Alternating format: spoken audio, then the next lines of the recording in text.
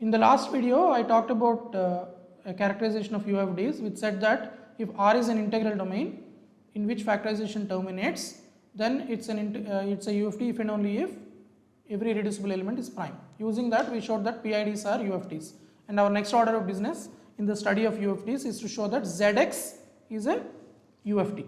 And I started the discussion at the end of the last video, in which I said that the goal really is to consider QX. Q is the quotient field of Z. In QX, we know that UFD property holds because Q is a field, QX is a polynomial ring in one variable over Q, which is a PID, hence it's a UFD. So in particular in that ring, every irreducible element is prime. Every element in ZX can be thought of as an element of QX. So we are going to use that and somehow conclude that in ZX also every irreducible element is prime. And I ended the last video by the remark that this analysis and the proof that we are going to present today works exactly in the same way for any UFD R, not just Z. And at the end, when we conclude ZX is a UFD, that analysis also shows that Rx is a UFD as soon as R is a UFD. So let's begin today by considering the following definition. So our whole video today is about keeping track of what is integer polynomial, what is rational polynomial, whether something is true in ZX, is it true in QX, if something is in QX, is it true in ZX, and so on. So in order to clarify all these things, we are going to define the following. So a polynomial in ZX, so let's say polynomial fx. So I'm going to usually just denote polynomials by f instead of fx. Just in the beginning I will write this. A polynomial fx in ZX is called primitive. This is a very important word for us, primitive, if the following happens. If the degree is positive, that means we are excluding all constants. We are not going to call constants primitive. So it must be at least degree 1 polynomial, and so it has two properties. The first is that degree is positive. It has three properties really. We will show that. GCD, I will explain this. A1 an is 1. This is the second condition, and an is positive. This is the third condition. What are these AIs? These are just the coefficients of f. So I am going to write f as an xn, an minus 1 xn minus 1 plus a1x plus a0. So remember, AIs are all integers because I am taking an integer polynomial. So these are integers. I want three things for a primitive polynomial. N is positive, that means the degree is positive. The GCD of all the coefficients is 1 and the leading coefficient is positive. So what are the examples of this? For example, if you take 2x squared plus 3x plus 1, is it primitive or not? It is primitive because degree is 2 positive, the leading coefficient is 2 positive, GCD of the coefficients, which is 2, 3 and 1, is 1. Whereas if you take minus 2x squared plus 3x plus 1 is not primitive because it has two of the three properties but not the third. The leading coefficient is negative, so that violates this condition. So an has to be positive. The GCD is 1, degree is positive, but the leading coefficient is negative, so this is not primitive. Similarly, we have 2x squared plus 4x plus 2. Here also it's not primitive because leading coefficient is positive, degree is positive, but the GCD of the coefficient is not 1 because GCD is 2 here. Similarly, 4 is not primitive, 1 is not primitive. 4 is not primitive for many reasons. Degree is not positive, GCD of the coefficients is not 1. Whereas 1, GCD of the coefficients is 1, but the degree is not positive. So just a primitive polynomial is nothing but a polynomial of positive degree with positive leading coefficient, and there is no common divisor for all the coefficients. Very simple, right? So that's what a primitive polynomial is. So and we make the following easy remark.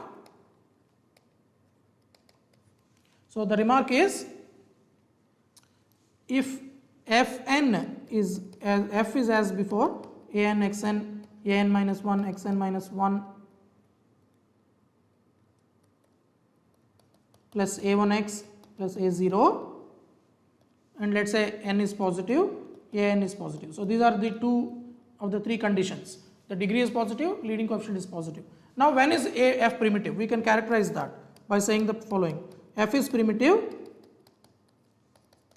if and only if f is not divisible by any prime integer. Right? All we want is that, so because we are assuming degree is positive and that leading coefficient is positive, primitiveness is simply the remaining property, which is that the GCD of the leading coefficients is 1. That means no prime number divides all the coefficients, which is same say if it divides all the coefficients, that means it divides f. If a prime number divides f, it means it divides all the coefficients, because if f can be written as p times g, that means p divides each coefficient an. So p dividing f is equivalent to p dividing each coefficient. If that doesn't happen, so in other words we do not want this to happen, then it's primitive. This second condition can be further characterized. Recall that we have the natural, I'll write that here, recall the map phi p from zx to z mod pzx. Remember, there is a natural surjective homomorphism from z to z mod pz. In general, for any ring R and any ideal I, we have a natural surjective homomorphism from R to R mod I. So here we have zx to z to z mod pz first, then we just attach a variable. So zx to z mod pzx. Here what are we doing? We take a polynomial and we just view this mod p. Right? So for example, if p is 3 and the function sends, let's say, phi 3 of 3x squared plus 2x minus 7 or plus 7 goes to 3x squared plus 2x plus 7 bar, which is 3 is, so this is like 3 bar x squared plus 2 bar x plus 7 bar. So this is actually just 2 bar x plus 1 bar. This is just a digression, right? We are just going modulo p for each of the coefficients. So 3x squared plus 2x plus 7 under phi 3 maps to 2, the leading coefficient goes away because 3 is the leading coefficient, and what survives is 2 bar x plus 1 bar, because 7 is 1 in z mod 3z. So if f is not divisible by any prime integer p, that means phi p of f is not 0 for any prime integer p, right? Because if every coefficient of f is divisible by p, which is same as saying f is divisible by p, then the image of f under fp will be 0, because we are going modulo p for each coefficient. If each coefficient is divisible by p, that means the polynomial itself becomes 0. That means if phi pf is 0. So if phi pf is not 0, that means at least one coefficient of f is not divisible by p. That means f itself is not divisible by p. So this is a convenient way of remembering how to check that f is primitive. And this leads to the most important lemma in this video and in this whole proof that zx is a UFT is the following. It's called Gauss Lemma. It's very simple, but it is very important.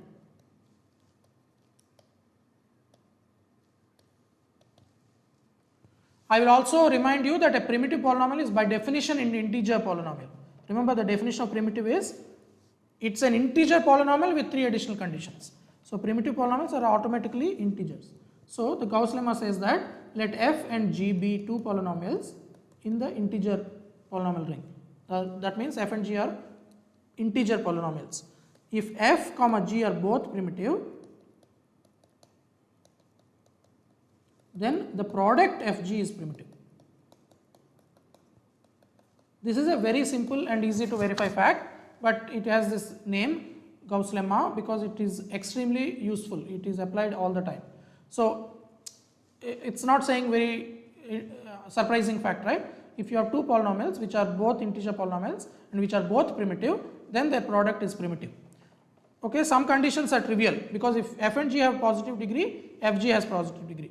If f and g have positive leading coefficient, their product also has positive leading coefficient. Okay, so the proof of Gauss lemma says that degree of fg is degree of f plus degree of g, right? Because if x squared is the leading term of f, x power 4 is the leading term of g, when you multiply them, x power 6 will be the leading term of fg. So the degree is 2 plus 4. And f and g are primitive, so that means degree of f is positive, degree of g is positive, so the sum is positive, degree of fg is positive. So what is the leading coefficient of fg? If you think about it, if you for example multiply 2x squared minus 3x plus 6 or plus 3 times 5x power 4, 5x power 6 minus 7x plus whatever, the leading coefficient is the coefficient of the largest degree term. Here it is 2, here it is 5. So if you multiply them, you get 10x power 8. And we are not interested in what happens next. So the leading coefficient of fg is the leading coefficient. So I am going to write this as LC of f times LC of g. LC stands for leading coefficient. LC of fg is LC of f times LC of g, because leading term of fg is just the leading term of f multiplied by leading term of g. So leading coefficient has this property. But we know that leading coefficient of f is positive, leading coefficient of g is positive, so leading coefficient of f is positive. So it only remains to show that the GCD of coefficients of fg is 1. Equivalently, that's the third condition, right, of primitive polynomials. But as we observed here, once the degree is positive and leading coefficient is positive, primitiveness is characterized by phi pf is non-zero for any integer p, prime integer p. So fg is primitive if and only if phi p of fg is not equal to 0 for all prime integers. If you notice, I am using the word prime integer because now that we have notion of prime elements in an arbitrary ring, I won't refer to primes in Z as prime integers. So we want to show phi p fg is non-zero, right? If that happens, p does not divide all the coefficients of fg. That means the GCD of all the coefficients of fg is 1. So we want this to be true for every prime integer p. But the important thing now is phi p is an homomorphism of rings. So phi p of fg is same as phi p of f times phi p of g. So we want this product to be non-zero. But if this product is non-zero, that means now we use the fact that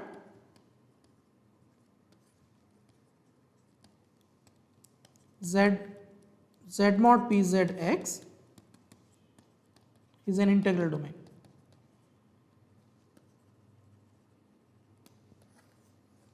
Right? Z mod pz is in fact a field, so it's an integral domain. When you attach a variable to an integral domain, it remains an integral domain. It's a simple fact, right? If you multiply two non-zero polynomials over an integral domain, the product is also non-zero. So in an integral domain, when is the product non-zero, that means phi pf is non-zero and phi pg is non-zero for all p. Remember that in an arbitrary ring, two non-zero elements can multiply to 0. So it's not equivalent to this statement. Product non-zero is not equivalent to individual facts not 0. But in an integral domain, product non-zero if and only if the individual terms are non-zero. But now, what is the meaning of phi p f not equal to 0 for all p? That means f is primitive and g is primitive.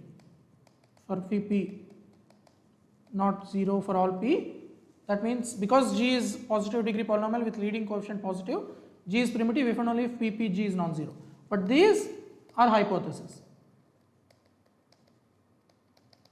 right? We are given that f and g are primitive. So this proves that product of primitive polynomials is primitive. This is a very important thing for us. So if you have two primitive polynomials, their product is also primitive. So let me now continue and prove the next important proposition. So the proposition says the following. So I will write this down and give some examples after this. So let f be a rational polynomial now. Okay, so fx is in qx, and suppose degree of f is positive. Then f can be written as uniquely as, this word uniquely is extremely important for us, can be written uniquely as a product f is equal to Cf naught, where C is actually a rational number and f0 is an integer polynomial, is primitive. Okay, so what we have is f can be written uniquely as a product of a rational number and a primitive polynomial. Further, C belongs to Z. The C is in general a rational number, but C belongs to Z if and only if fx itself belongs to Zx. Okay, C belongs to Z if and only if fx is in Zx. Remember, we started with a rational polynomial. The C that we get is an integer if and only if the rational polynomial is in fact an integer polynomial. So the definition is C, remember this is a unique factorization. So C is something uniquely attached to a rational polynomial. C is called the content of f. So this is called the content of f. So before I prove this, let me first give you an example. So let's take fx to be, I'm going to take this 1 by 12 x power 4 by time minus 1 by 6 x cubed plus 1 by 3 x squared minus 2x plus 1 by 2. Remember, this is a rational polynomial.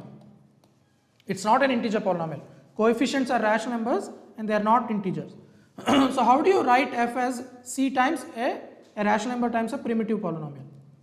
It's very simple. So first we can actually clear the denominator. So we will consider 12f to be x power 4 minus 2x cubed plus 4x squared minus 24x plus 6, right? So clear denominator to get an integer polynomial. Now see if that integer polynomial is primitive or not.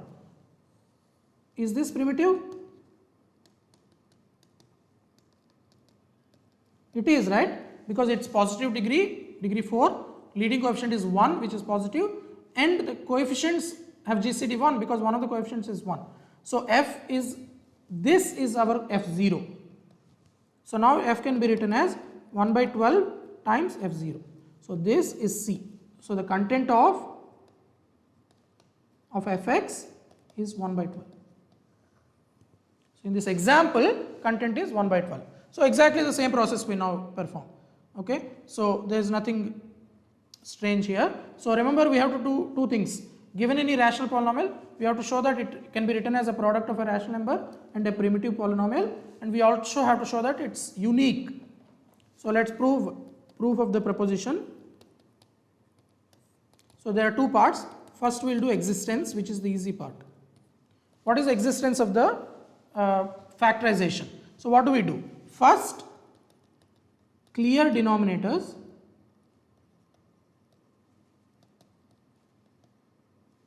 to write. So f is given to us. So again, keep in mind this example. So I have taken an example here. Clear denominator means multiply by the GCD of the LCM of all the denominators. So multiply by some d to get df is equal to f1 in zx. Right? That's what we have done here. Multiplied by 12 to get an integer polynomial. So here in general I might multiply by whatever d it is. So clear denominator. So df is equal to f1 in zx. Now factor out the GCD of the coefficients of f1.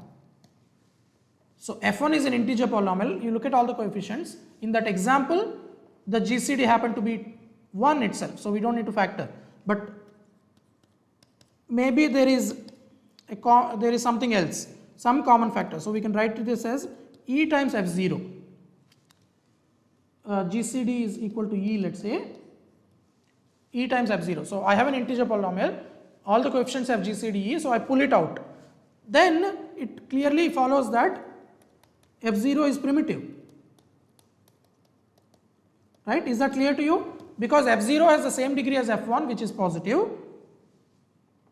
Right? The polynomial f is positive degree, we are assuming. So multiplying by integers does not change the degree of the polynomial. So degree of f1 is positive, degree of f0 is positive. Also the leading coefficient of f0 is positive because the leading coefficient of f1 is positive. We are going to assume that degree of f is positive, and when you f may have negative leading coefficient, but when you clear out the GCD always picks out the negative part, and f0 now has leading coefficient positive. So it has positive degree, positive leading coefficient. And because we have factored out the GCD, the remaining coefficients have no common factor. So we can show that f0 is primitive. So just to correct what I said a couple of minutes ago, I factor out the denominator, I clear the denominator in such a way that assume that LC of f1 is positive. So I can assume that LC of f1 is positive because if f has negative leading coefficient, I can adjust that in D to make sure that leading coefficient of f1 is positive. Once the leading coefficient of f1 is positive, leading coefficient of f0 is positive. So f0 is primitive, right? Because we have factored out all the common factors and put it in E. So now we can write E as E by D times f0. So this is going to be C, which is the content, and this is the primitive, right? So we have written f as a rational number. Remember, C is defined to be E by D, and it is in Q. As this example shows, content is in general not an integer. It is an integer if and only if f is an integer polynomial. Here we have started with a non-integer polynomial, so the content is actually a non-integer. It's a rational number which is not an integer. So we have written this as some rational number times a primitive polynomial. So this is the existence. We have to now show uniqueness. Uniqueness is also easy. So let us take f is a rational polynomial, and suppose f can be written as C times f0 and at the same time as D times g0. And what is the property of C, D, f0, g0? C and D are in Q, they are rational numbers, and f0, g0 are primitive. Primitive by definition means integer polynomials. So we have two possible descriptions. We would like to show that they are exactly the same description. In other words, we want to show C is equal to D, f0 is equal to g0. So let's show that. What we now know is that by clearing denominators, we can assume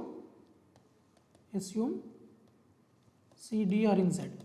So what I am really doing is, I am looking at this equation C f0 equal to D g0, and by multiplying by some common factor, common denominator, I can write this clear denominators.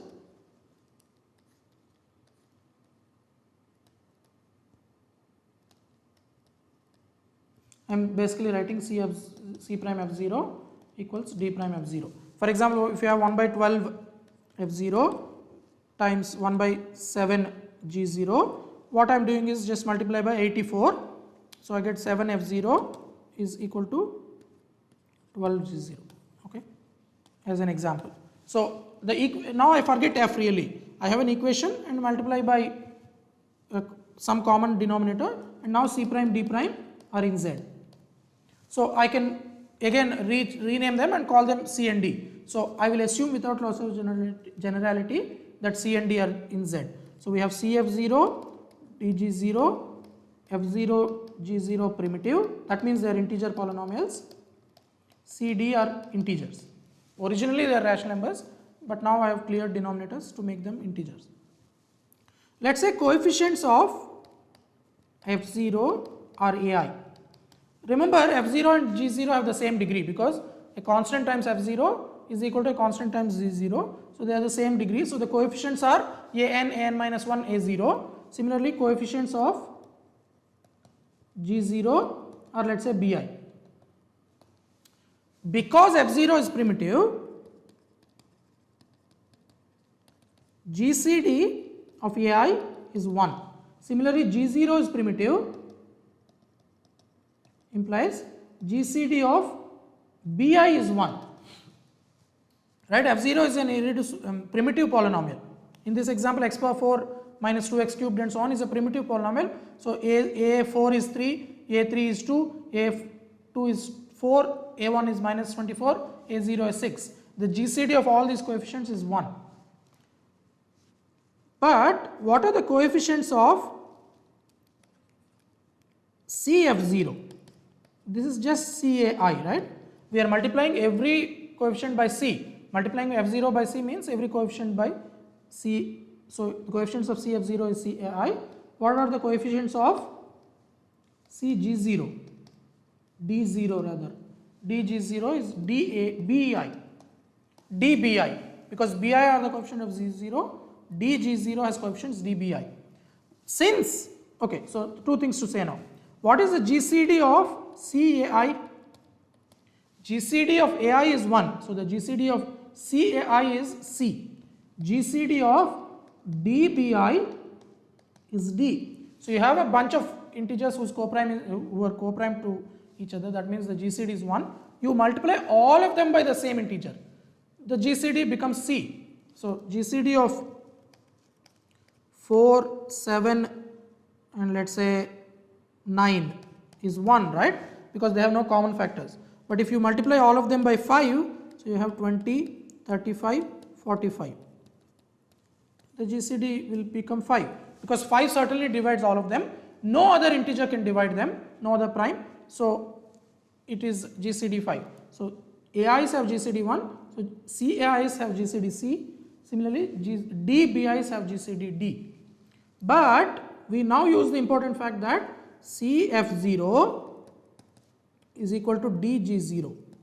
That means the set CAI is equal to the set DBI. Right? CF0 is the same polynomial as DG0. That means the coefficient sets are same. CAI is equal to DBI. But once the coefficient sets are same, their GCDs are same. Okay? So except that there is some confusion about positive negative. So what we can say is that C is equal to plus minus D, because if the GCD is 2, minus 2 is also GCD. Any associate times GCD is also a GCD. GCD is just greatest common divisor. We are now trying to do this in general. In integers, typically convention is to show that, define that GCD is positive. But in general, for an arbitrary ring, UFD, GCD is just the largest common factor. So any such thing multiplied by an associate is also going to be a GCD. And remember the remark at the beginning of this video. I am trying to show that ZX is a UFD, but the same proof carries over for any UFD R and shows that Rx is a UFD. So I am only going to use that C is equal to plus minus ID. Once C is equal to plus minus ID, and we know that CF0 is equal to DG0, that means F0 is equal to plus minus G0. C and D are actually same plus minus of same number. So we can cancel C, and only issue would be that maybe F0 is minus G0 or F0 is actually equal to G0. But in fact now we know that, note that leading coefficient of F0 is positive, leading coefficient of G0 is positive. Why is that? That is because F0 and G0 are primitive polynomials. By definition, a primitive polynomial has leading coefficient positive. So leading coefficient of F0 is positive, leading coefficient of G0 is positive, that means F0 is equal to G0. They can't be negative of each other, right? Because if F0 is minus G0 and if F0 is leading coefficient positive, then leading coefficient of G0 has to be negative. Because if 2x squared minus 7x plus 1 is F0 and G0 is minus F0, it will be minus 2x squared plus 7x minus 1. But then the leading coefficient is negative, which it cannot be. So F0 must be G0. Okay, so F0 is equal to G0. Once this happens, C equal to D also, because CF0 is equal to DG0. F0 and G0 are same, so C and D are same. So originally we said C and D are possibly negatives of each other, but that cannot happen. We have concluded that C equal to D. So this shows that the expression of any arbitrary rational polynomial into its content times a primitive polynomial is unique. Okay, so this is the proof of this proposition. So in this example that we did before we proving this proposition, this particular integer rational polynomial has content C 1 by 12 and F0 is the primitive polynomial. In other words, what we have now shown is that there is no other expression. Every time you write it as a content as a rational number times a primitive polynomial, that rational number has to be 1 by 12 and that primitive polynomial has to be this x power 4 minus 2x cubed and so on. So in general, every rational polynomial can be written as a product of its content, which is a rational number, and a primitive polynomial. Now that there is actually the proof is not quite complete, because the proof also says that C is in Z if and only if Fx is in Zx. This is now easy, right? Because we have written F as C times F0. So suppose F is in Zx. If F is in Zx, we know that F0 is also in Zx. That means, and F0 has no common factors. Coefficients of F0 have no common factors. So if C is not an integer, that means C has a denominator which is not 1. But that denominator cannot be cancelled by any of the factors of F0. So C must be Z in Z itself, because if C is not in Z, that violates the fact that F is in Zx. Similarly, if C is in Z, that is easy. If C is in Z, F0 is also in Zx, so F is in Zx. This now completes the proof. So if you take a rational polynomial, find its content. If that content happens to be integer, then the rational polynomial is actually an integer. Similarly, if you take an integer polynomial, write its content, then that content must be integer. So that's what we have shown. Okay, so let me stop the video here. In this video, we defined primitive polynomials and we proved a very important theorem called Gauss Lemma, which says that product of primitive polynomials is primitive, and then we have shown that every rational polynomial can be written as a rational number times a primitive polynomial, and that rational number is called the content. And final remark I will make in this video is that everything that we have done in this video carries over to any UFD, not just Z. You can replace Z by any UFD R, and all the definitions and theorems we gave today carry over to that. So in the next video, we will prove finally that Zx is a UFD, and more generally, if R is a UFD, Rx is a UFD. Thank you.